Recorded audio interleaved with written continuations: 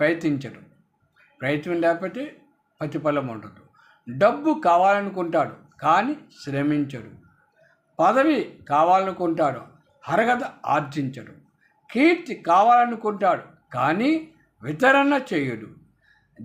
దైవానుగ్రహము కోరుకుంటాడు కానీ సిద్ధశుద్ధితో స్వామిని అర్చించడు. ఫలితమే కోరుకుంటాడు కానీ కర్మ చెయ్యడు. కర్మ చేయి, ఫలితం సంగతి నేను చూసుకుంటాను అన్న గీతాచార్యుడి బోధ ఎవరికీ తలకెక్కదు. అందులో అర్థం పరమార్థం గ్రహించగలని నా మనవి.